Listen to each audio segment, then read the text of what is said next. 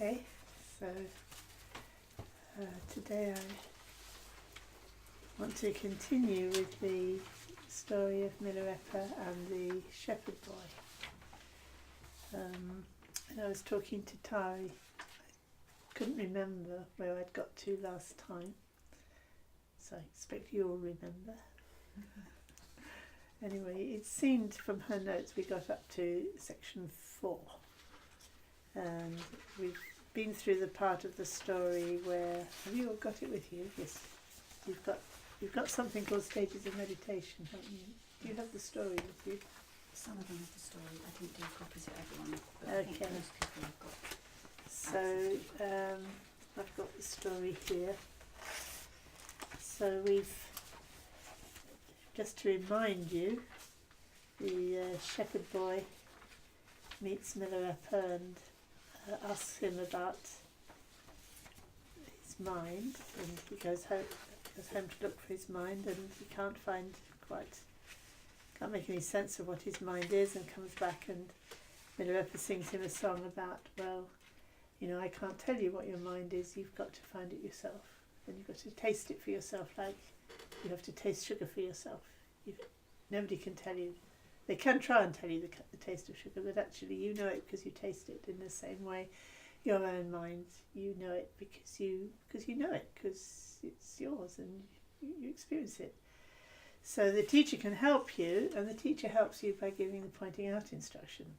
So the boy then asks for pointing out instructions, and Milarepa sends him off to have a look to see what colour his mind is, and whether it's in his mind or his body. Oh, to look for himself, to look for Sanjay by name. So like looking for yourself by name in your mind or body, which do you find? So this is supposed to be the pointing out instruction, but it's just more questions. So the boy comes back and says, you know, he doesn't know, can't find anything. It's all contradictory. Everything he thinks, if he thinks it's in the body, it doesn't quite work. If he thinks it's in the mind, it doesn't quite work. So, you know, teacher, please help me. You know. So Milarepa then sings him a song about Vijnana, interestingly enough, which hasn't been a topic of the conversation until then. So Vijnana, I don't know, did I talk about Vijnana last time? Oh, right, okay, so there we are, that's part 3. So he sings this song, which is about at the separation of awareness and the physical body. Vijnana is the great culprit. It is the cause of having to experience the suffering of the lower realms of samsara. Do you want to abandon samsara by turning around and going to the land of the higher realms and liberation? If you want to go, I will guide you. Did we do that? We did do that. I think so. Okay. Vague flickerings of memory. But we'll come back to that bit about the Vijnana.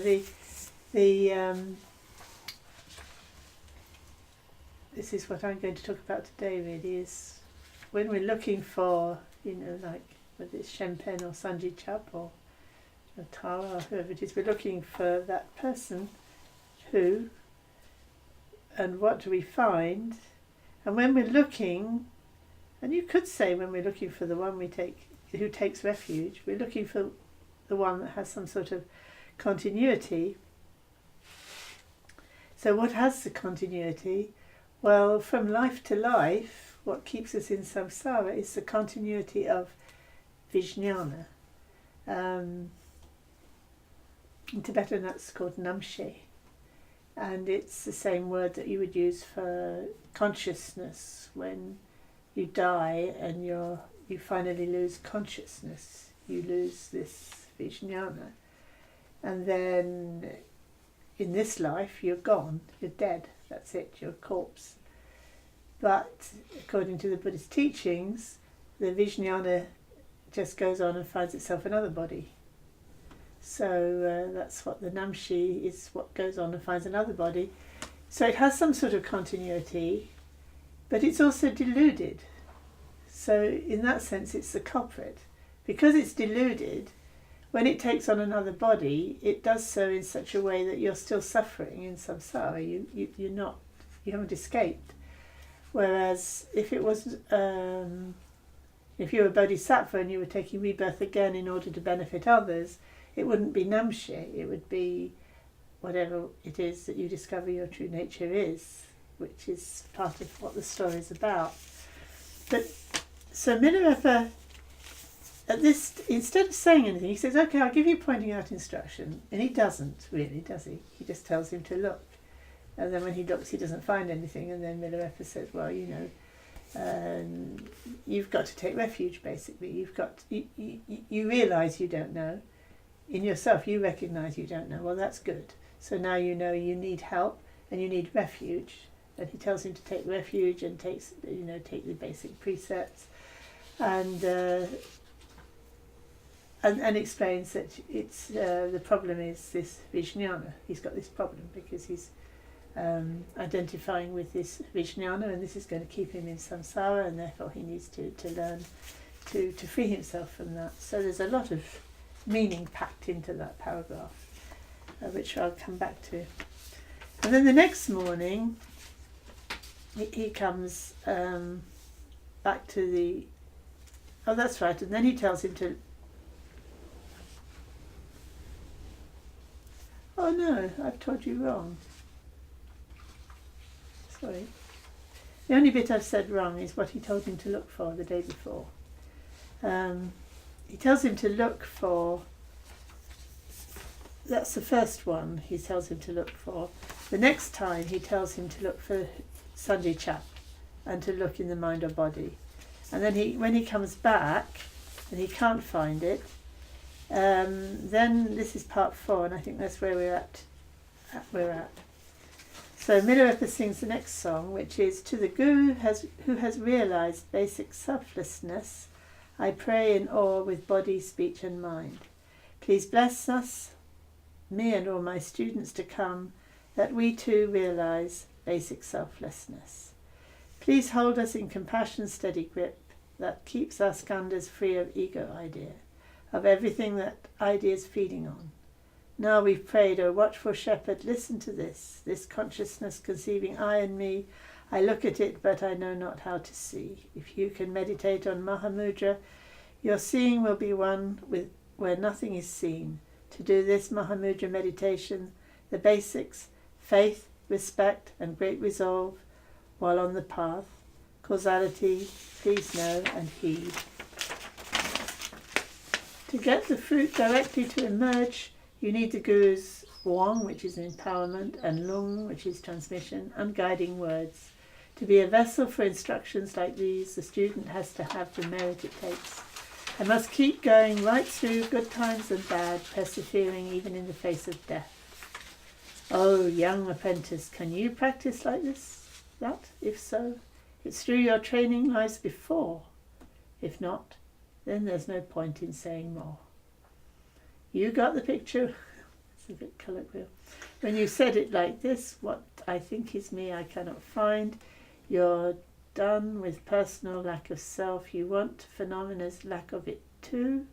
Then follows me throughout the next 12 years, and then you'll recognize your mind itself. So then, to recognize your mind itself, O young apprentice, work with mind like this. So, did we do this last time? No, okay. So I didn't like some of that translation, but I didn't translate the whole thing again. I just said, a more literal translation of the last 2 verses would be, as for your investigations, the not finding of the I that you cling to as self is the not self of the person. If you want to realize the not self of the Dhammas, follow my example for 12 years, then you will understand the nature of mind. So please think about this. And the shepherd said, I offer you my body and my head. Please don't offer me your head. Please make me understand my own mind definitely and clearly. The Jetson thought, I shall see if this child can really practice. And then he said, first pray to the 3 precious ones, then visualize an image of the Buddha in front of your nose. So he tells him to meditate now. And thus Milarepa gave the shepherd the instruction of concentration or shamatha and sent him away. So there's an awful lot in that verse, actually, in that song.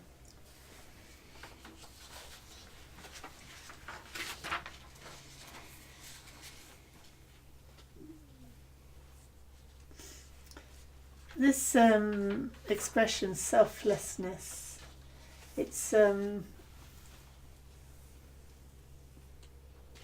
don't think, when we say selfless, we mean unselfish, don't we? But this is really not about selflessness in that sense. Well, you could say it was. But it's all around emptiness, actually. It's more about emptiness than being unselfish. I mean, they're connected. So what is self and what is not self? Or what is truly existent, what isn't truly existing? So I'm just flagging that up for you, that this is a Buddhist technical term. And then what I want to talk to you about is how the word self is used in Buddhism in stages. So that's what I've broken it down in this piece that I've written.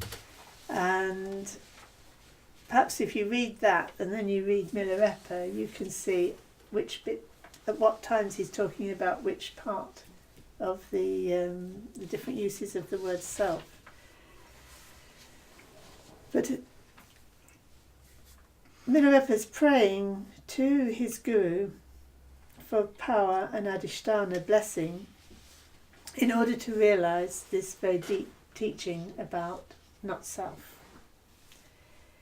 And realising that it's very profound and that it's going to take us a very long time, we need refuge, we need to pray to the guru or to the lineage or to the mandala of awakening to hold us until we've realised it, because it's not going to be quick, and all the time we haven't understood this, we're in great danger.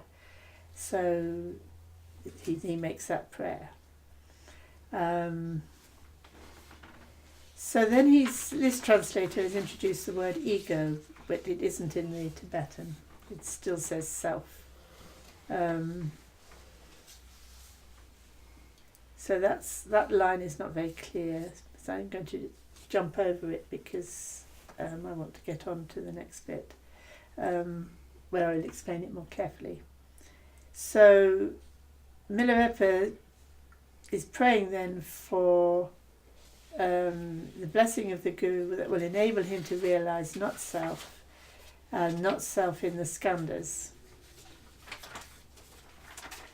And then he goes on to say, this vijnana, this consciousness, which has this idea of self, when I look at it, I can't see it.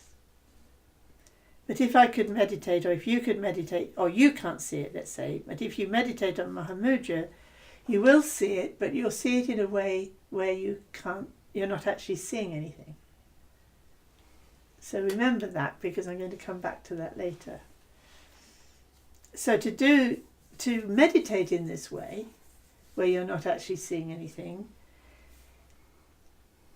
it's not an intellectual exercise, actually. It's something very profound, and it will require other faculties other than simply thinking about it. It will also require what Shraddha, it will also require making a kind of leap, trusting something, trusting your own experience, trusting the words of your teacher, trusting yourself, I suppose, trusting your own nature. It requires faith, and faith in the one who's teaching you, so that you're actually listening properly and applying yourself and coming back with your questions. But it'll also require a great deal of resolve, because it's not going to be just like that. It's not going to be, oh, that's it, is it? Okay, I've got it. It's going to take coming back to the same thing again and again and again over a long time. And if you're going to while you're on the path, it's really important that you don't make a lot of bad karma and create bad circumstances, because that will make it very difficult for you to persevere with this practice. So whatever you do, watch out your karmic cause and effect. Like, do good, don't be bad. don't make bad karma for yourself. And then you also need, and this is specific to the Vajrayana tradition really, although it is in the Mahayana, you will need this wong, this empowerment, and the pointing out instructions. It says guiding words here, but you will need this empowerment from the lineage, because it's in a sense you're entering into this mandala of awakening that's going to hold you until you've actually realised it. And for that you need to approach it in the right way, and the right way is shorthand of saying the right way is this empowerment. You receive this empowerment, and then you become a vessel for the instruction. So then you're this is a term that's often used in, especially in Tibetan Buddhism, you become a fit vessel for the teaching, that you're not like a leaky pot. You're not like a leaky pot that's going to just, however much truth is poured into you, you're just going to leak it out the bottom. But you're a good vessel. You haven't got a pool of poison in the bottom of your vessel that will just mix with any teaching that comes in and make it all poisonous. And what is the other one? It's not cracked. It's not upside down. And it's not. And that's right. It's the right way round. So you're a good vessel. You're the right way round. You're the right way up. Which you might say is like you have faith. So you're facing in the right direction. You're ready to receive. You're open to receive. So there's a lot of teaching in that one line actually. And then you have to keep going through good times and bad. It's not just a fair weather practitioner. Even at the face of death, I suppose it means, even as you approach your death, or even if you're threatened with death, you maintain your Dharma practice. That kind of person, that kind of practitioner. So if you are that kind of practitioner, it's a sign that you've already been practicing this in a past life, because that kind of determination doesn't come from nowhere. And if you haven't been practicing in a past life, then you might as well forget it, because you're not going to understand anyway. So it's quite challenging. So you have to give it a go to see whether you must have practiced in a past life or not, because if you find you really are relating to it, then you must have been practicing in a past life. The only way you can tell whether you practiced in a past life is if you can practice it in this life. But you must start somewhere, mustn't you? So if you didn't practice in the past life, well then make a beginning now. Okay, so then he's... I'm trying to remember what Milarepa said exactly, but I translated this a different way, where it says, as for your investigations, the not finding of the I that you cling to as self is known as the not self of the person. So this expression, not self of the person, flag it up. This is a technical term in Buddhism, which I'm going to talk about more. And if you want to realize the not self of the dharmas, so not self of the dharmas is another technical term which I'm going to talk about more. So there's the not self of the person and the not self of the dharmas. And in any Tibetan Dharma book you'll find this referred to as the two not selves, which is a rather obscure sounding expression, isn't it? But it's, you can flag it up as, oh, okay, these are technical terms. So if you want to realize the not self of the dharmas, follow my example for 12 years and then you will understand the nature of mind. So he doesn't say, and then you will understand the nature of not self of the dharmas. He says, then you'll understand the nature of mind, which is what he was saying in the first place, wasn't he? He was saying, if you want to realize the nature of mind, you have to taste it yourself. So somehow this not self of the person and the not self of the dharmas is about realizing and tasting your own mind, the nature of your own mind. So it's not going to go outside of that. So it may sound very technical, but it's really always on the same point of, well, what is one's, what is my true nature? What is the nature of my mind? What's the nature of my mind and body? What's the nature of anything? They're all related questions, aren't they? So he's saying, it's not going to be easy. So prepare yourself. Are you determined enough? Do you really want this? And the boy obviously does, because he says he'll offer everything. I'll do anything. Just tell me what to do. And then Milarepa changes tack again. Instead of saying, okay, this is how you meditate on the nature of your mind, he says, oh, well, just to test you out, to see if you can meditate at all, go and meditate on the form of the Buddha just sitting in front of you, just a little bit in front of your nose, Is it nose? Yes, in front of your nose. So go and meditate on that and just see if you can meditate. And then it's quite amusing. Have you all read the story? Anyone not read it? Oh, you didn't read it? Oh, I thought you might have read it. Okay, well, then the fun starts, because he goes off to meditate on this Buddha. He sort of sits down to meditate on this Buddha. And the next thing he knows is a week's gone by. He didn't even notice. He was so focused on this Buddha. So, of course, everyone's out looking for him, very worried, and they sort of come to Milarepa and say, what's happened to our boy? Came to talk to you. The next thing we know, he's disappeared. And they carry on looking for him, and they discover him in some pit somewhere, meditating away. And they ask him what he's doing, and he said, I just sat down to meditate. And they said, well, you've been away a week. What do you mean I've been away a week? Just sat here, I've only been here 10 minutes or whatever.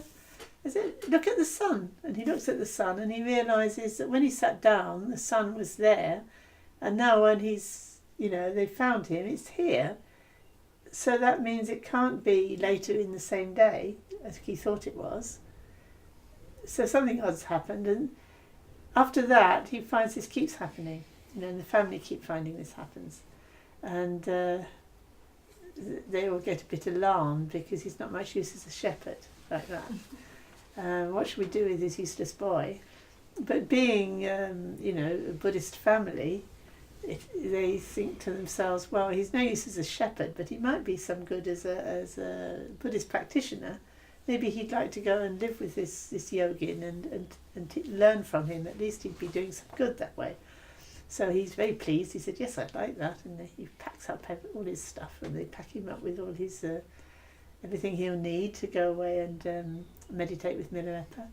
And off they go, and Milarepa accepts him, actually. So it turns out all right. It's quite hilarious, this story about looking for him. So anyway, then the Milarepa then sings this last song, which I'll just go through very briefly for completeness before I move on to the 5 stages of meditation on self. Okay, so Milarepa says, he makes this prayer: the Lord who's blessed by glorious Naropa and Maitripa. I don't know if you know anything about the Kagyu lineage. It's interesting, you usually think of Milarepa having as one guru only, don't you? His guru was Marpa. But in fact, he often talks about Naropa and Maitripa, who were teachers of Marpa. The Lord who's blessed by glorious Naropa and Maitripa is Marpa the translator. At his feet I bow. The great teachers who only have the Dharma in their speech are expert in explaining things in an extensive way, but when it's time for body and awareness to part ways, their Dharma verbosity dissolves into the sky. Luminosity's shining door is obscured by ignorance, and they cringe in their fear of the Dharmakaya that shines at death. They spend their whole life studying large baskets of the teachings, but when body and mind part ways, that doesn't help at all. So that whole section is a verse where Milarepa is talking about great scholars of Dharma who understand these difficult doctrinal points, or they seem to, and they can argue about it and they can explain it and they can sound very knowledgeable and yes, quite they've mastered that, how to talk about Dharma. But when it comes to the time of death, and it here refers to luminosity, luminosity being the true nature of mind, when the true nature of mind reveals itself at the time of death, they are none the wiser. For all their knowledge, they don't recognise it. So they know about it in theory, but they have no experience, so they don't recognise what's happening to them, and they just get terrified, like ordinary beings are terrified when the true nature of mind actually shines forth at the time of death. It's like death of ego, and the ego-clinging mind, the Vijnana, doesn't let go, and instead of recognising, open up and recognizing, the Vijnana just takes the being to the next lifetime. It's still clinging on to its ignorance, if you like. So it hasn't helped at all. So if you're going to study, make sure that it's going to help you at the time of death. Don't just let it be a whole lot of words. Okay, so then you might think, oh, well, okay, I'll just meditate then. But then the warning for the meditator comes. The great meditators who meditate on shamatha have powerful experiences, brilliant and clear. They think that it's vipassana and rest their minds at ease. But when vipassana is needed at the point of death, luminosity's mother and child they cannot bring together. And so the shamatha they practiced doesn't help at all. In fact, has it not made them take birth as an animal? So this is a huge ongoing debate in the Tibetan Buddhist tradition between the scholars and the meditators. Scholars, to have centres of learning, they'd have these big institutions with lots of monks studying for years on end, 12 decades on end. They'd have examinations and the rest of it, and of course if they got through all their examinations and they'd done all these years of study, they would feel rather pleased with themselves and their families would feel very proud of them, and perhaps they'd get post as a teacher, and it was good stuff. So but then this was constantly being pointed out by the meditators. Yes, but you can't meditate, so what's the use of it? And then they would turn around and say, well, yes, but look at you meditators. You don't know anything. You don't know anything. You just go off to the mountains, you sit in your cave and fall asleep. Or if you don't fall asleep, maybe you do get some shamatha, like Sanji Chap. Maybe you focus on something and you can go into samadhi. But then when you come out of samadhi, you're just where you were before because you don't understand anything. You've just managed to calm your mind. Or you're able to go into some kind of meditative state and have meditative experiences. But you haven't any idea how to liberate yourself. You're just kind of having a nice experience, basically. And that's not going to get you anywhere either. And it's true that you can have these experiences that they can come about simply through your mind becoming more focused and concentrated with fewer mental obscurations like disturbing emotions. So your kleshas, your disturbing emotions have really settled down, and it's allowed your concentration to improve, and your experience of your own mind has become much more pleasant. might be quite brilliant, might be quite clear, might be quite vast, might be all the different qualities of the true nature of our mind could start to manifest quite well. But it's not necessarily that there's any and vipassana that's here means insight into the true nature of reality. So although you are experiencing these more sort of pleasant or even exciting aspects of the nature of your being or your mind or of reality, you're not really developing the vipassana. You're simply enjoying the experience. So you feel at ease and you feel well and you feel good and you feel comfortable. But at the point of death, when the true nature of mind emerges in its full, in its fullness, as it were, it is as your body and mind dissolve away. It's not what you had bargained for. It's like it's happening to you. It's disrupting your pleasant, sitting there having your pleasant experience. It's completely shaking you up. And you're not ready for this. You can't meditate through this. You can't maintain your steady state of mind through this kind of complete upheaval that's caused by the clear light nature or the true nature of mind dawning on you. You want something a little bit duller, a little bit more comfortable, something you have more control of. So instead of recognizing your true nature like a child meets its mother, this is the image it's always given, you start running, if you like. You start to panic.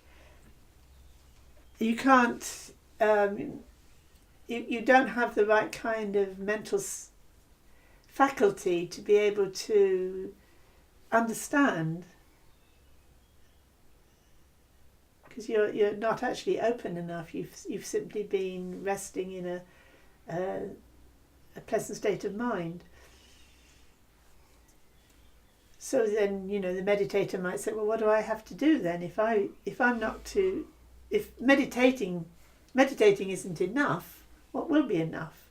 Because obviously you can study and that's no use, and you can meditate and that's no use. So what are we to do? So Milarepa says, now son, supreme protector, straighten up and listen here. When you place your body right and rest yourself in equipoise, and concepts stop and then appearances all shut down too, your shamatha has sunk deep down into the darkened state. So rouse yourself with mindfulness and it will be like this. Now when I came to translate that bit myself, I had many questions about quite what was going on there. So I won't talk about it too much in case it's not quite right anyway. But something about, either in a good way or not a good way, your concepts stop and you're not aware of anything. And I'm not too sure whether it means that it's sunk down or whether it simply means it's the beginning of something only. Because now you have to rouse yourself with mindfulness, and it will be like this. It'll be and then these images are given: a candle flame, mind illuminating itself like a flower. It will naturally be vivid and clear, and like when you look up into the sky, that's clear and bright. So this is referring to the three Nyam experiences that are referred to in Rizin Shikpo's book about there's a clarity Nyam, the emptiness Nyam, and the bliss Nyam. So it's not exactly the same.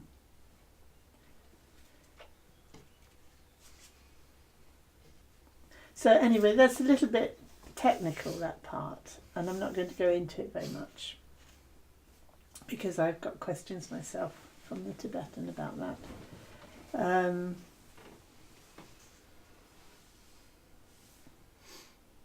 The reason I have questions is because after all of that it says this is the dawning of shamatha experience, and now make this experience your foundation. So it is getting quite technical about, I'm not sure which lines are about what is a mistake and which lines are about what is the way forward. So we will quickly gloss over that bit.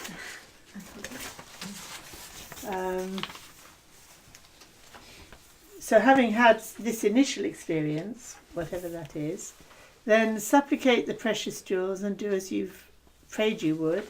Listen to and reflect on Dharma with supreme precision.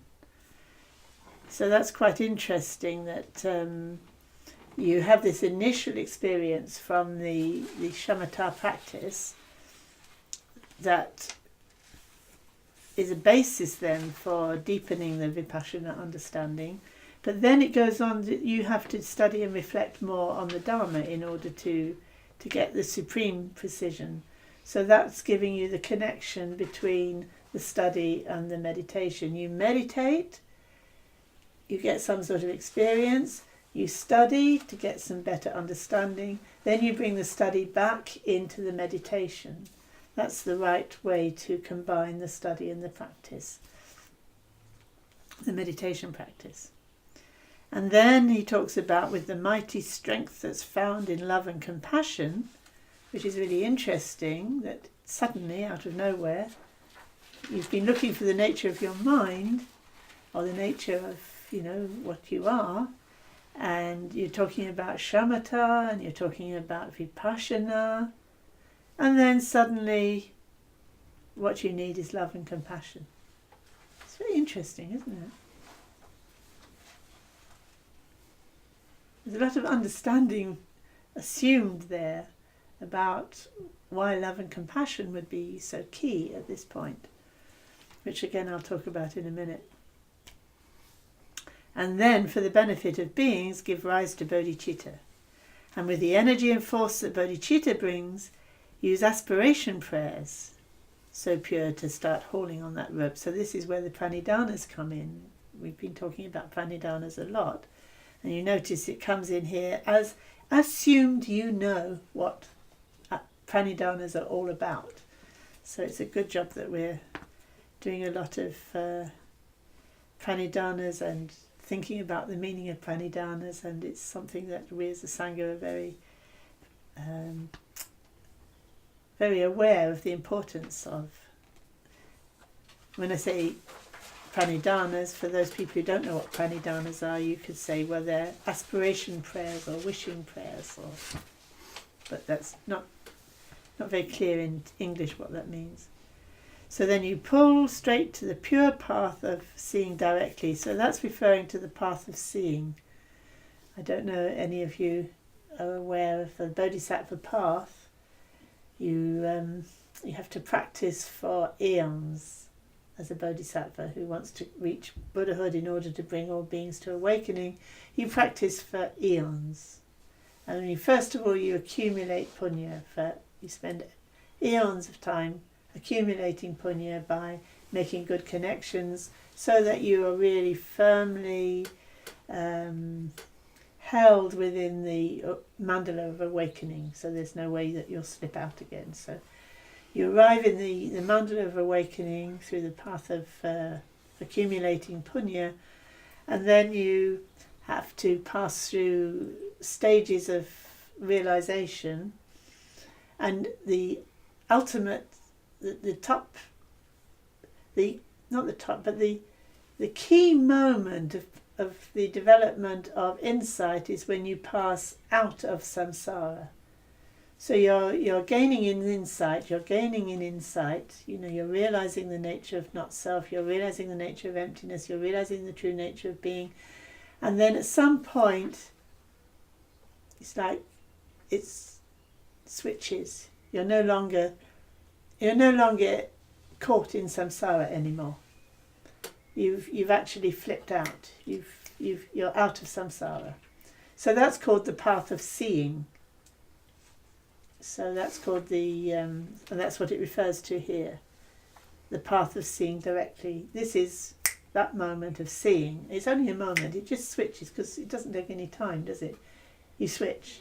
So that's called the path of seeing when you switch. And then from then on, you're a real bodhisattva because now you're no longer in samsara. So you now can actually benefit others. You can actually deliver them from samsara because you're out.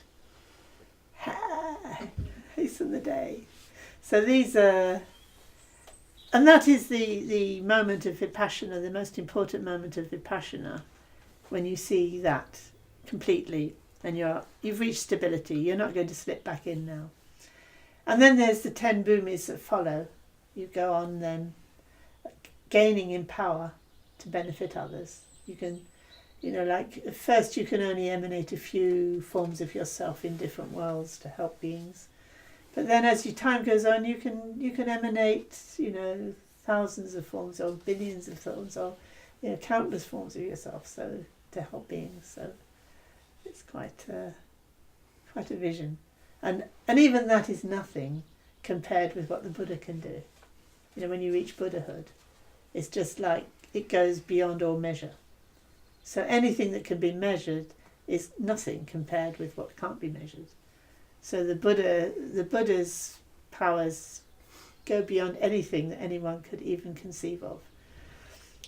So that's the Bodhisattva path for you, that we're happily saying, oh yes, we'll follow that.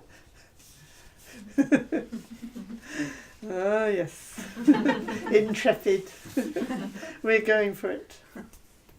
Okay, so then you'll see mind's hopes and fears for what they really are. In other words, you won't have any more hope or fear, because you only have hope if you're lacking something.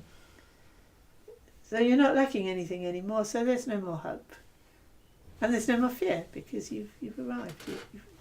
So it's beyond all hope and fear. You've arrived. And without going anywhere, you'll arrive. So this is the irony of the whole journey, is it was quite unnecessary from the very beginning. You never departed from your true nature, and when you realise your true nature, you haven't actually changed at all. You are now who you and what you always were. So it's a very strange feeling. It must be a very strange feeling. It must be very strange after all that effort to realise it wasn't really necessary. I hope nobody noticed. I can slip in quietly as if I've been here all the time. So without looking at anything at all, you'll see the Dharmakaya, because the Dharmakaya, you are the Dharmakaya, there is nothing to see. And without achieving anything, you'll naturally reach your goal. There isn't anything other than what you are already to achieve. So you haven't achieved anything. So my son Genyin Sanjay Chap, work with mind like this. So then Milarepa gave the boy the complete initiation. That's the same as Wong. Earlier on it said Wong, here it says initiation. It's the same thing. And verbal instructions. After practicing them, the boy attained superlative experience and realization.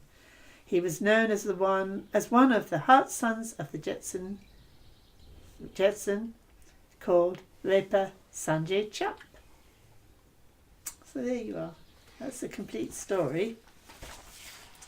And I found it very interesting the way Milarepa approached his teaching the shepherd, given that actually scholars can study for decades and meditators can meditate, and the scholars actually don't get anywhere, and you can meditate for as long as you like, and you can still not get anywhere. So how did Milarepa actually teach him, and what was he really doing? And in the story so far, he hasn't actually told him anything about the nature of his mind, really, has he? So you think, so what was Milarepa doing? And what is this self, this not self of the person and the not self of the Dharmas. And what is person anyway? And what am I? What is self? What is Shenpen? Or Tara, or whoever you are. All those questions are sort of left floating around, aren't they? And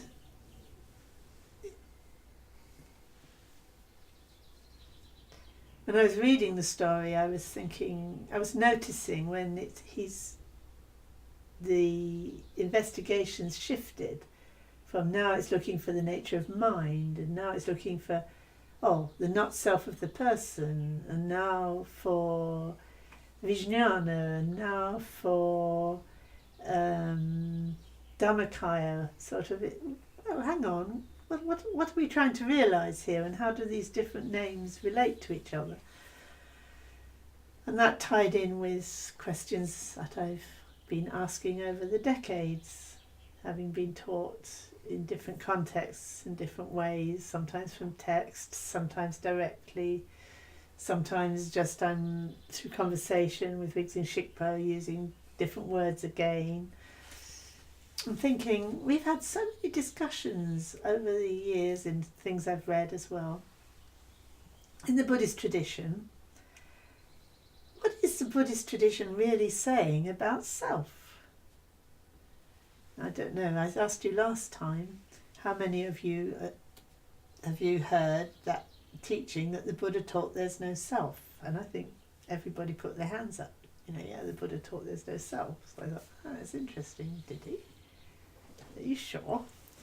So then I was drawing together from all these different sources, and also relating them to their usefulness in my experience.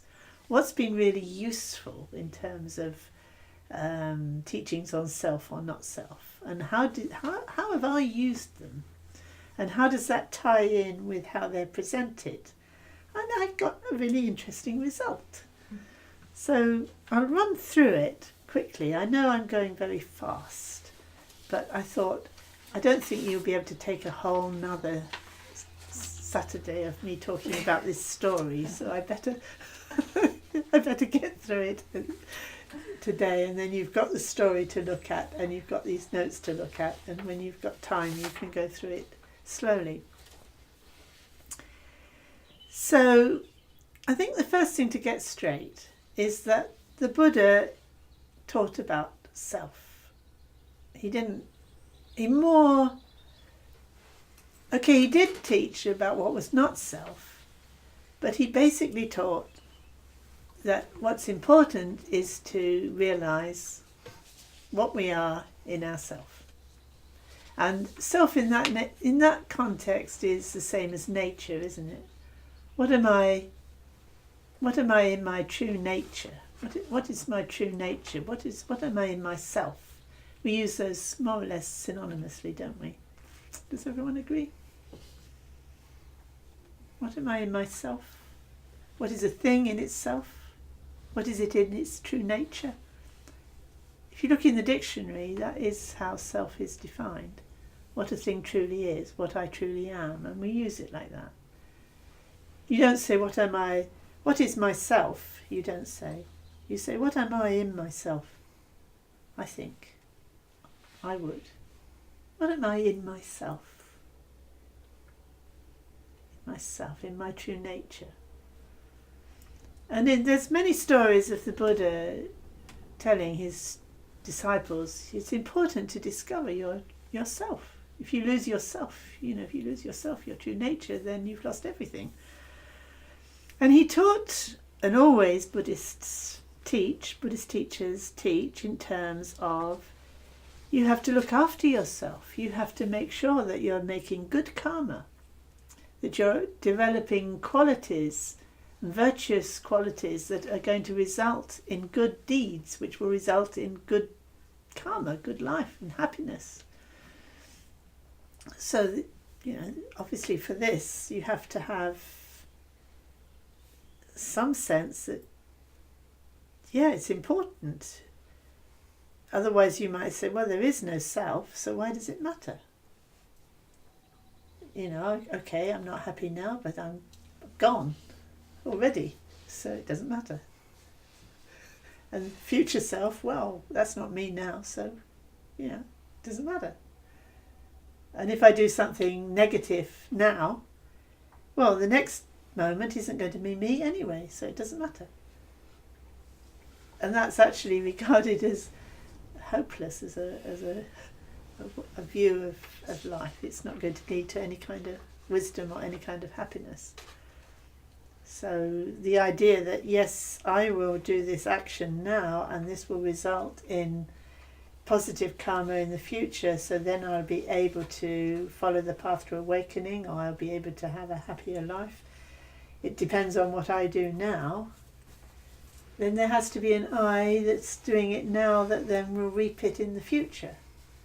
And this is completely fundamental to all forms of Buddhism. It's not just, you know, like some forms of Buddhism have it and some don't.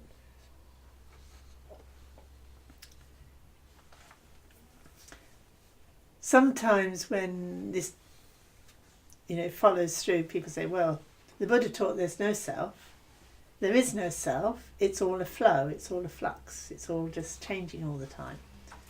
But if that were true, then it wouldn't really matter what you did, because it wouldn't make any difference. Things are changing all the time. It's just, you know, things changing all the time. It doesn't matter, because what I am now isn't going to be what I'm going to be in the future.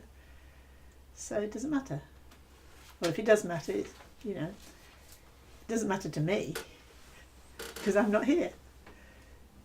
So you can get, I don't know, these days maybe not, or maybe just because I'm a Buddhist teacher and people don't dare do it to me. But when I first started out in Buddhism, people were playing around with that a lot, about not being a self, and saying, you know, that they don't have a self. You know, in Buddhism they say there's no self.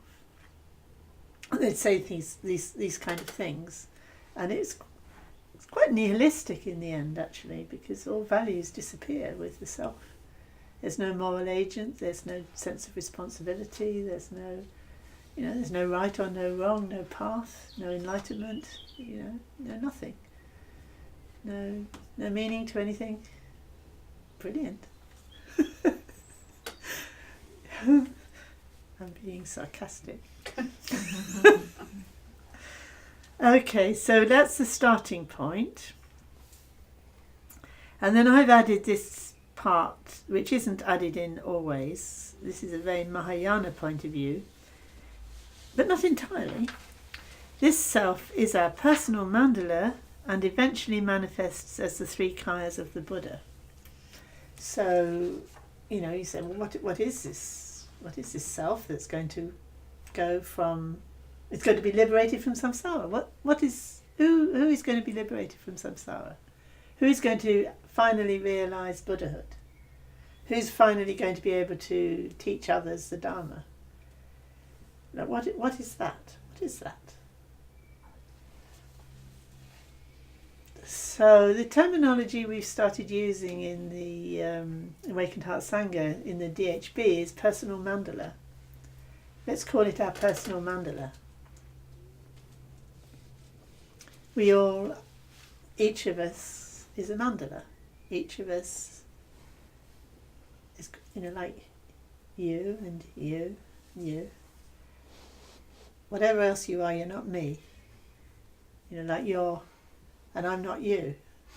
And even though we may be of the same nature, and we may be inseparable, still, the mandala that's you and the mandala that's me is a different, if you like, a different manifestation of that reality.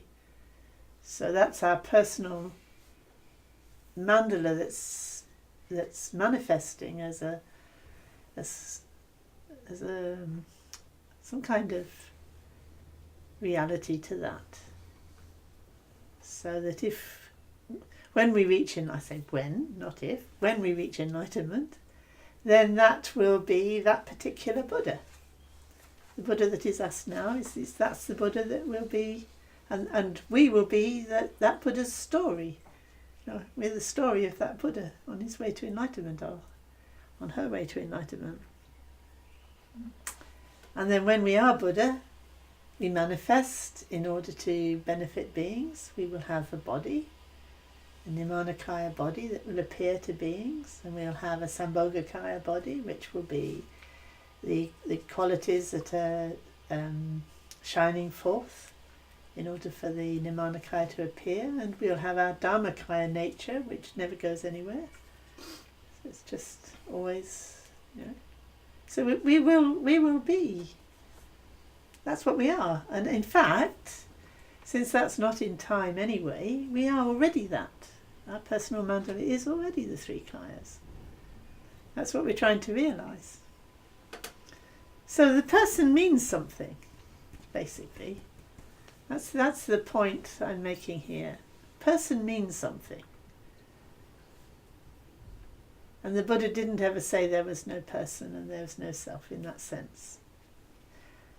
But the question is, what is it? That's the difficult thing. That's what Milarepa is saying to the shepherd.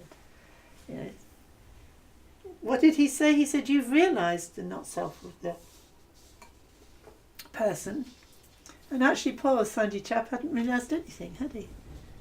He just looked very hard and come up with all these conundrums and said, help, I don't understand anything. And Milarepa says, good, so you've understood the not self of the person. I think it's really interesting. We're so sure we know what we are and who we are, don't we? We start off thinking, oh yeah, that's me, I better watch out for myself. I better look after myself, better, protect myself, or whatever it is. You kind of think you know what you are. And then the first step is to realise I don't. I don't know what I'm talking about, actually. I don't even know if I'm talking about my body or my mind, or both, or neither. I don't know what I'm talking about. Good. So that's already a first step, that you're now open enough to recognise what I thought I knew about myself is not myself. It's just can't be grasped. I can't find it. I can't make sense of it even. That's where you need to be to start. Sometimes I call that not knowing place. There's a lot of clarity in not knowing, recognising you don't know. That's not confusion, that's clarity. People sometimes come and tell me that they're confused, when in fact what I'm hearing is clarity. They've become very clear that what they thought before doesn't make any sense, and they can't recognise anything. They're clear. They've got this clarity. Not self of the person. So whatever the person is, I don't know what it is. Good. Step one.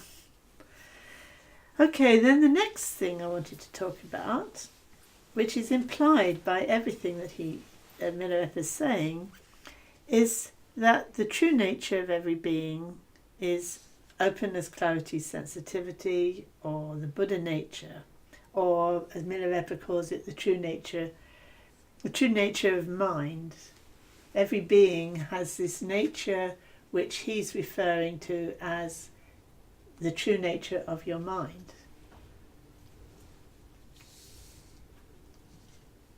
And then when Sanji Chab looks to see, what is the true nature of, what's my true nature, he's not sure. Is it my mind or is it my body? I don't know. And then Milarepa again says, you need to find the nature of the dharmas, and then you'll realise the nature of mind. So when he says mind in that context, he doesn't mean, what we might mean to start with when we think, oh, well, I've got a mind, it's in my head, it's my brain perhaps. He doesn't mean that. He means the true nature of everything, which is openness, clarity, sensitivity, which is Buddha nature, which is, I've got different terms for it in the Buddhist tradition, but it's something that's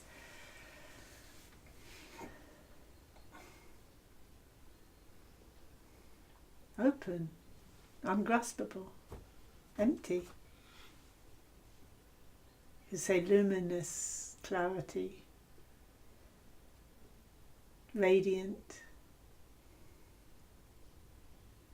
and has this sensitivity, responsiveness, this qualities of goodness. And we can find that already in ourselves. If we look into ourselves, we can find those qualities, can't we? We can find a certain amount of openness. We can find we have a sort of little flashes of realizing emptiness.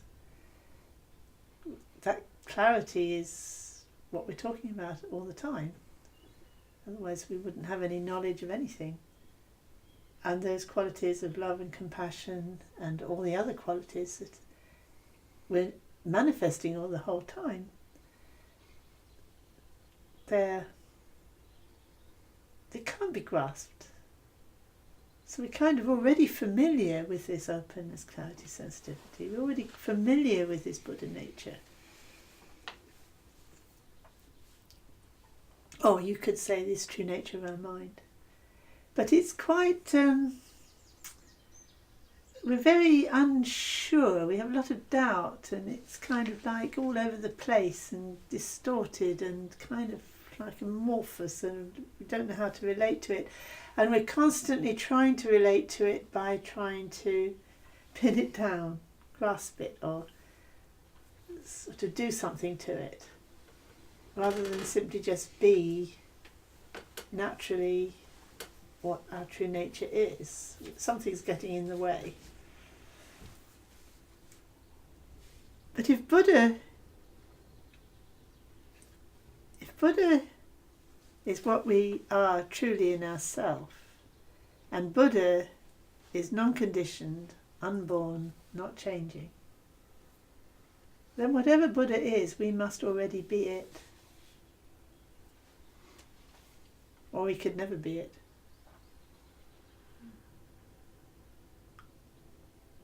Because it doesn't change. If you like, openness, clarity, sensitivity never changes. That's just how things, that's just the nature of reality. It doesn't ever change.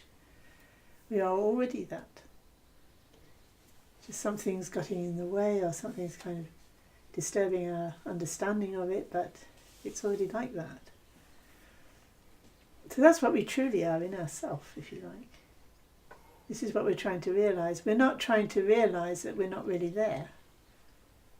We're not trying to realise that we're, there's nothing of any value anywhere because it's all disappearing. Actually, the value is there and changing and is always there. It's a matter of realising it. So that's the big message. Okay. So what about self-clinging? The big problem is self-clinging. Selfishness, if you like. This trying to exist, trying to find a way that I can exist.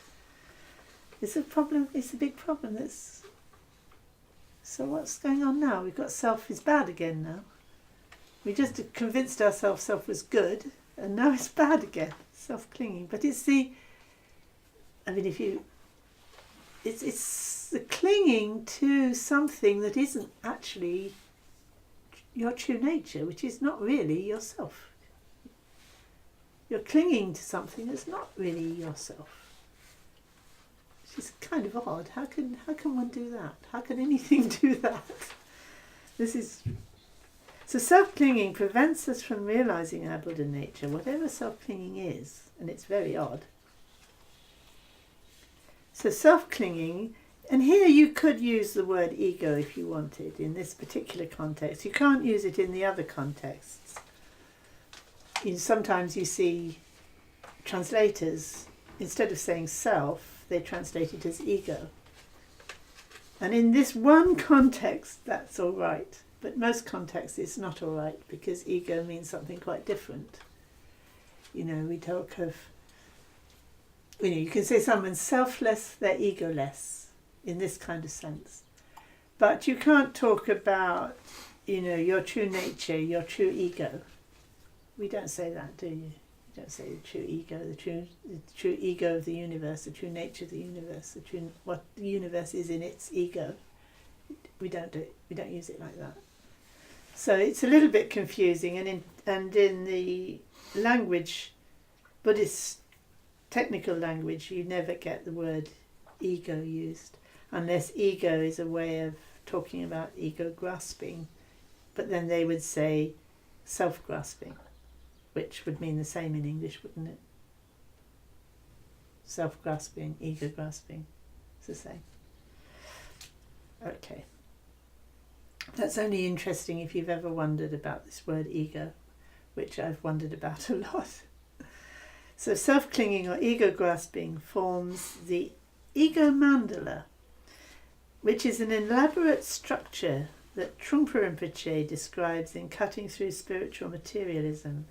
Have you all read any Trungpa Rinpoche stuff? Anyone? So few people haven't. It's quite interesting. It's very interesting. And this particular book, Cutting Through Spiritual Materialism, it's worth reading. Cutting Through Spiritual Materialism, and he describes how and he does this in various other places too. He describes how, from almost like from the primordial ground, this self-clinging mandala develops. He doesn't call it a mandala, but he describes how it gets more and more complicated. In stages, it gets more and more complicated, and paranoid, and like a whole defense system is built up to protect your ego. And yet, at the heart of it, this ego isn't anything really. It's very well described. It's like a many-layered onion. When you try to give up, selfishness. If you try to give up your anger, or your pride, or your jealousy, or any of these negative emotions, your attachment, you find that there's kind of the gross form of it that may be quite relatively easy to give up. But then there's subtle forms of the same thing that are not so easy to give up, but they're all based on the same kind of delusion, the same kind of mistaken view about self and what you need, and what you should have and what you must have, or what you're afraid of, or the same pattern is getting subtler and subtler, but is actually just the same kind of thing, and it's all of a piece. It's like a mandala with its own.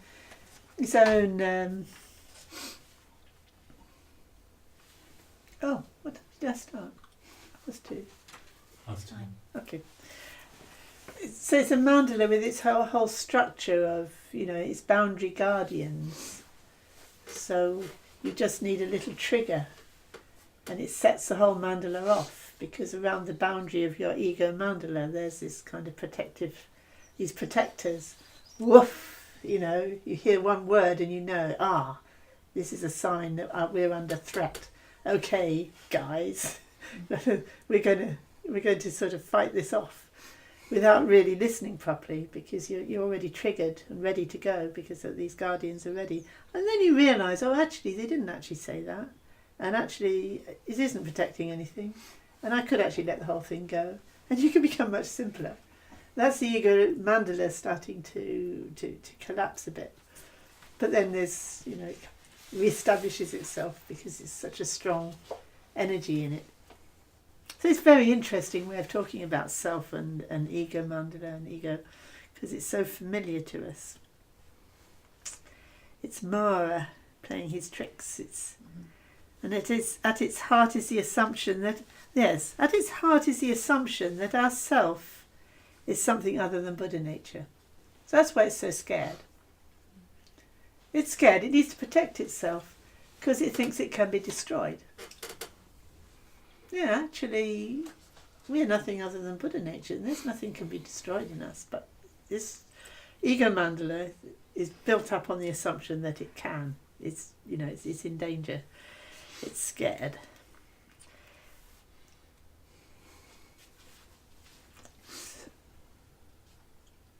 So the self we try to protect as if it was something precious and lasting turns out to be illusion. So when you look for that self you're trying to protect, it turns out to not be there.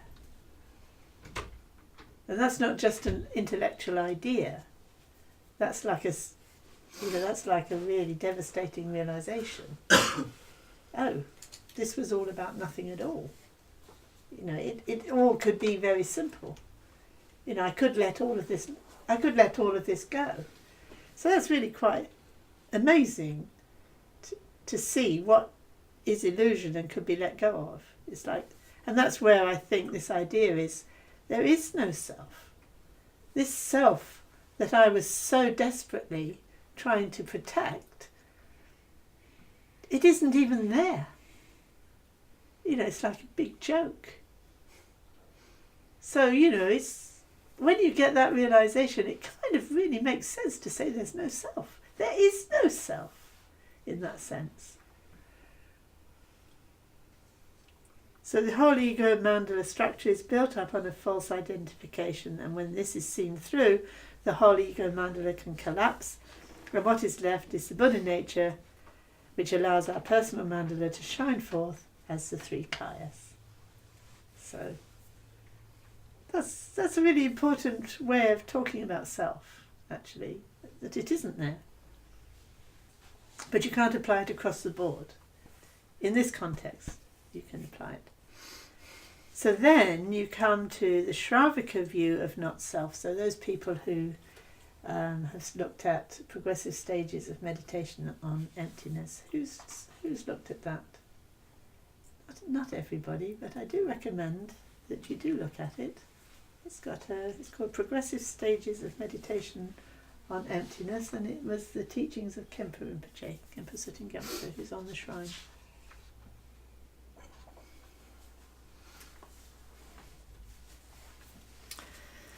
So because that's such an important text, it's worth putting in here a simple reference to it.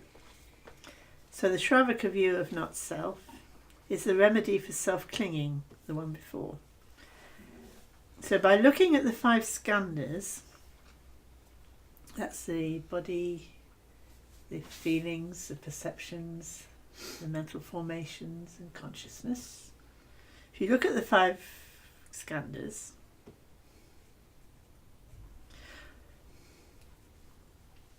as we usually think of them, we discover we cannot find the self that we cling to. And then there's a mistake in the typing here.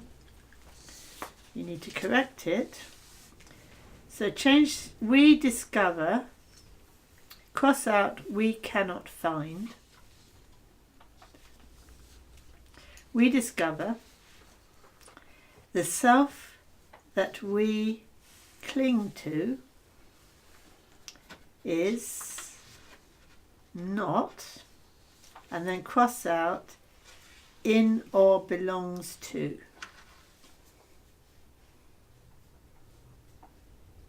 You could get that from Taro at the end. Did you get it? Yes. Yeah. We discover the self that we cling to is not any of them, meaning any of the skandhas, because they are impermanent, conditioned and unsatisfactory.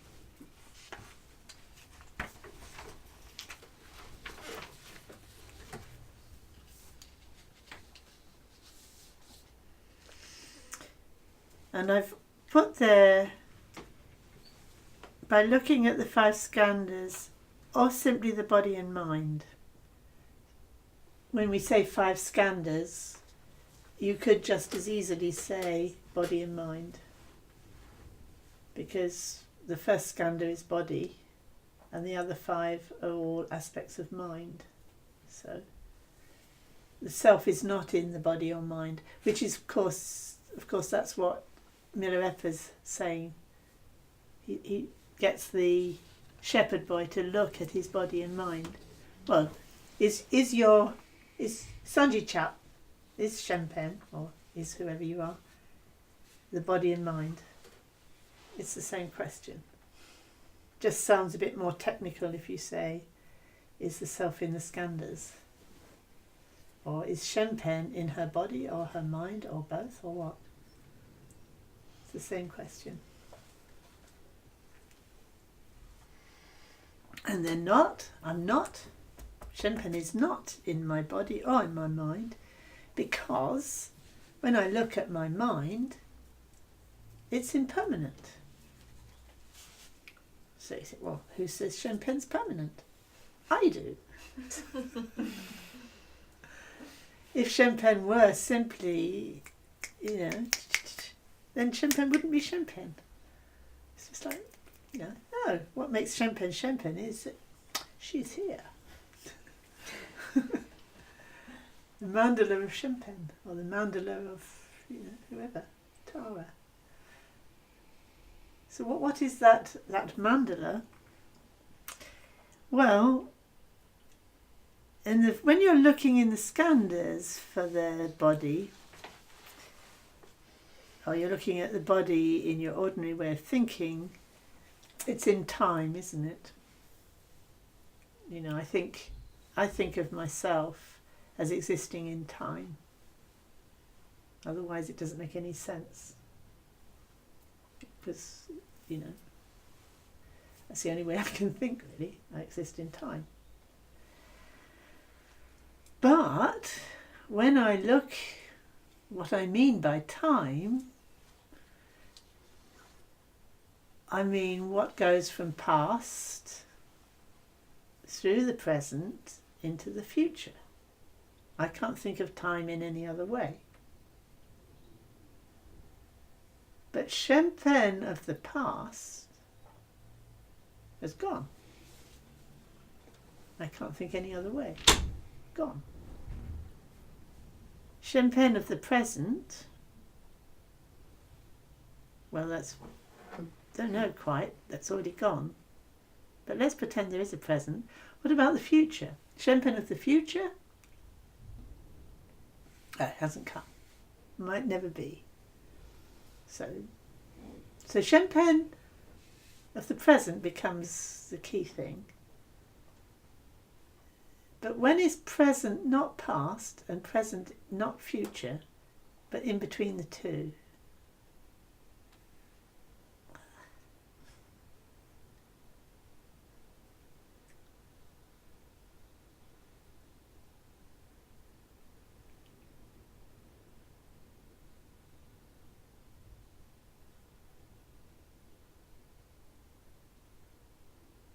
Does your head in, doesn't it?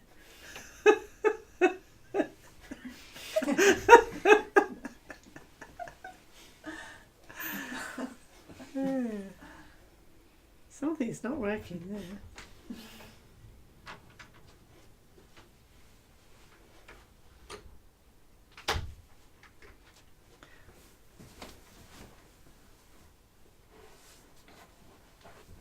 It's very mysterious, actually. And it's really interesting the way Milarepa's teaching it. He doesn't get Sanji Chap to do anything more than say, it's very mysterious. It's very mysterious. You have to really get to that point where it is really mysterious. So that's really openness, isn't it? You're really open. Your old idea isn't working. It can't be right. And yet it seems I'm trapped in it, but I can't be. It's illusion. It is an illusion. It must be an illusion. So then maybe that conviction will grow that it is illusion. Some kind of openness and spaciousness can start to open up.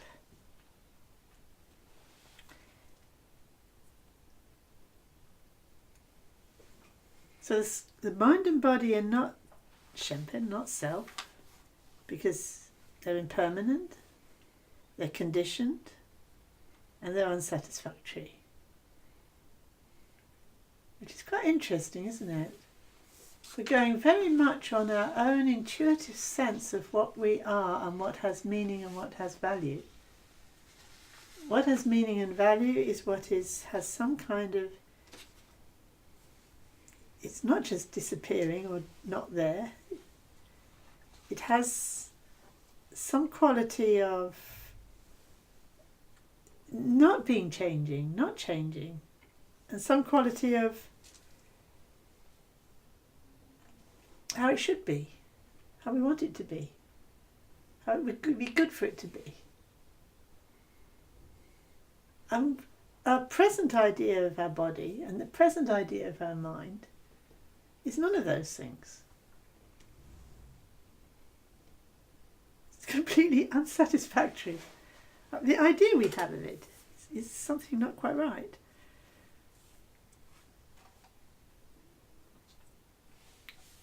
You know, you might say, well, maybe it is, maybe that's it, maybe that's the truth. Actually, maybe everything is totally unsatisfactory. Oh, bad luck. That would be bad, wouldn't it? That would be very, very, very sad. Very sad. How sad would that be?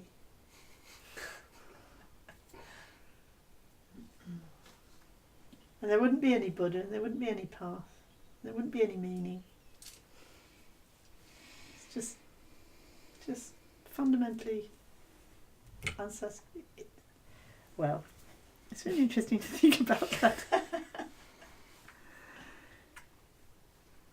But the Shravaka view shows how even Vijnana, the subtlest of the skandhas, is ultimately impermanent, conditioned and unsatisfactory. So this is what Milarepa is saying in the story. He's saying, well,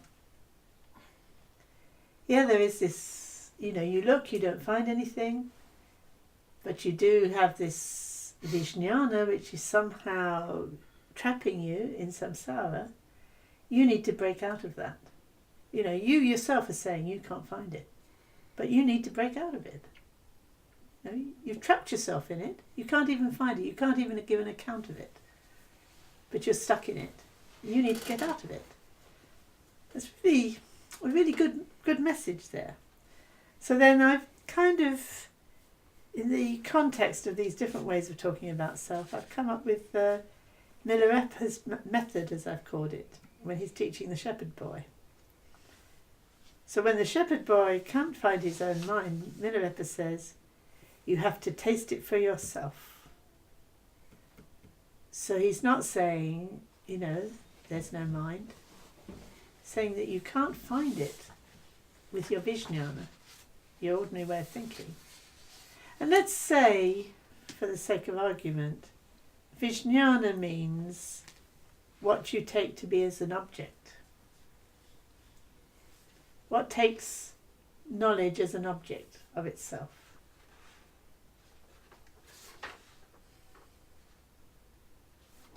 You think, well, isn't knowledge always taking something as an object of itself? That's a good question, isn't it? Which, you know, we'll go into in more depth.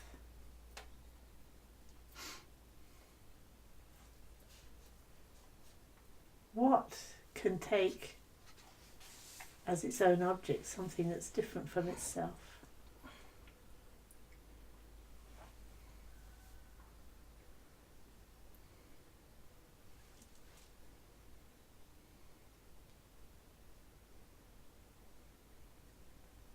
Or separate from itself?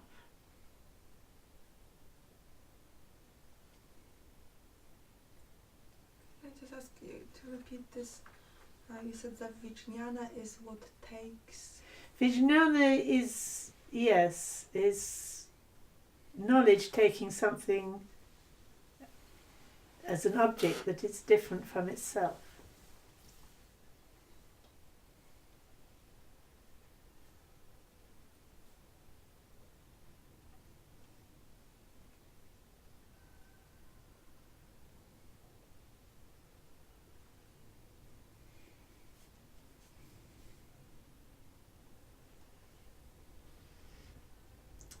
Vijnana is the culprit.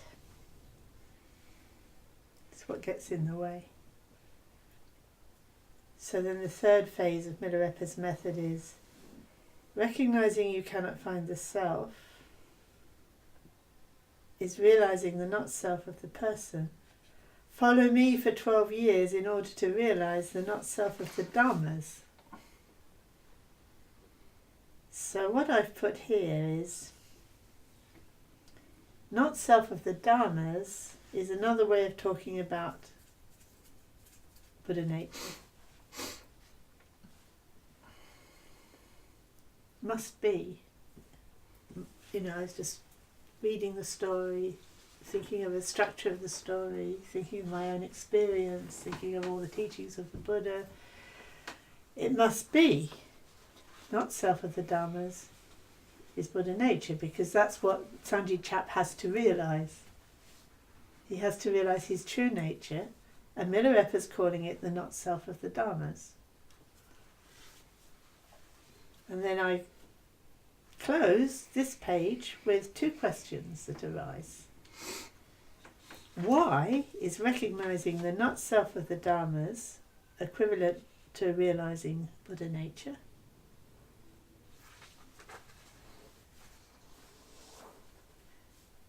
And the second question, what has this to do with the personal mandala and its true nature as the three kayas?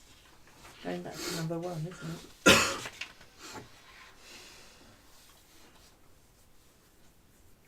Sanji Chap has reached this point of recognising he doesn't really know, so he's really wide open, and now Milarepa says you have to realise the nature of the Dhammas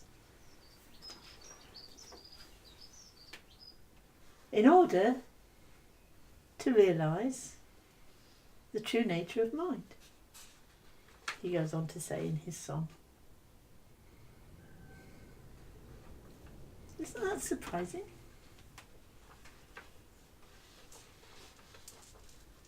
At first it is surprising, isn't it? What has dharmas, and you think, well, does anybody now wonder what dharmas means? Or have they wondered all afternoon? What do you think dharmas means?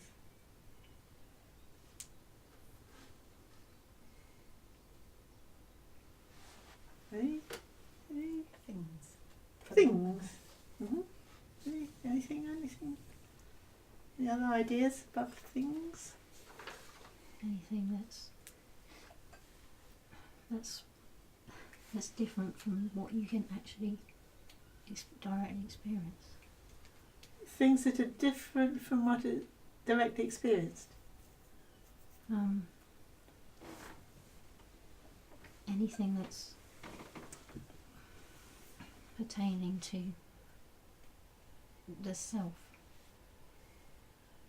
Is a dharma. That's not Buddha nature. That's not Buddha nature, it's dharma.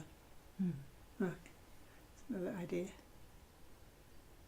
Again, it's a thing, anything, isn't it? Anything. Yeah, I've been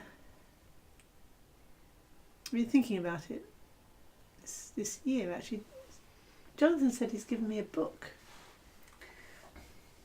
of a study about dharmas, and he said to me when we were in Nepal, he said we were discussing what dharmas meant, and he said, I think he said he used a table, but it could be anything. Is this book a dharma?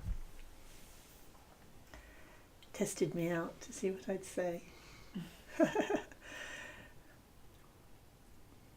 And I said, yeah, that's what I've been wondering.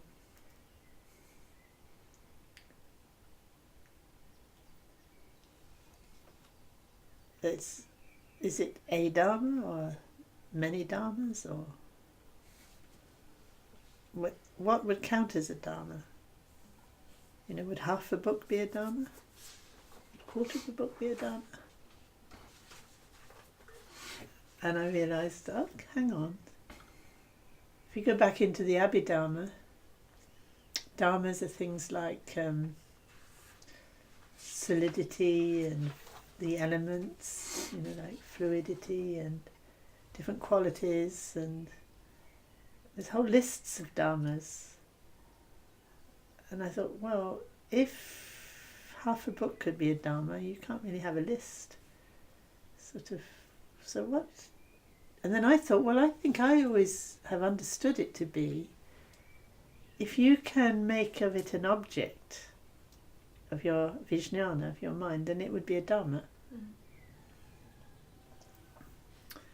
But I haven't had time to discuss this with the Kempo yet. I will do. But the way the arguments go in the Madhyamaka, it would seem that's what dharma meant. But the the history of that and how it actually,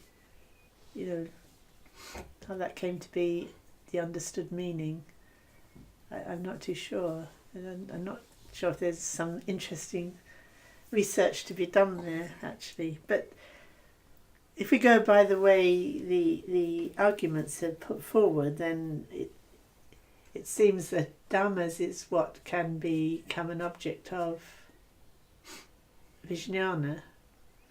And then all dhammas are impermanent, or all dhammas are conditioned, makes sense.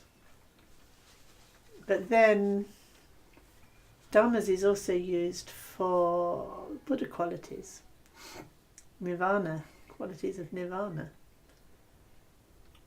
So that means that doesn't necessarily follow. There's some subtleties there about what dhammas are.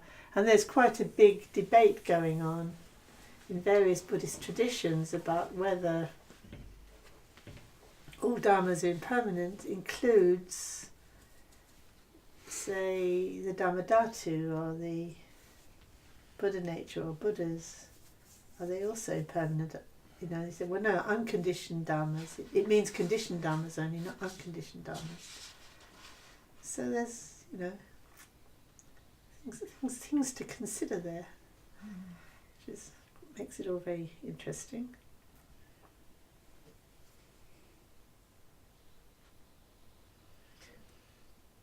But we don't want to go, we don't want to start nitpicking about technicalities. We want to find what's useful in terms of our own practice and the process of liberation. So one can be flexible about the use of terms as long as one knows what one's referring to in one's own experience. That's it's just interesting sometimes to see how words have changed meaning and how there's been a play between different commentators and that kind of thing. But essentially, we don't need to know all that, because that's not going to help us to realise the clear light when we die. What's going to make a difference when we die is it's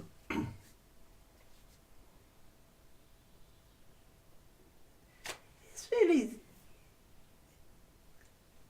our own openness,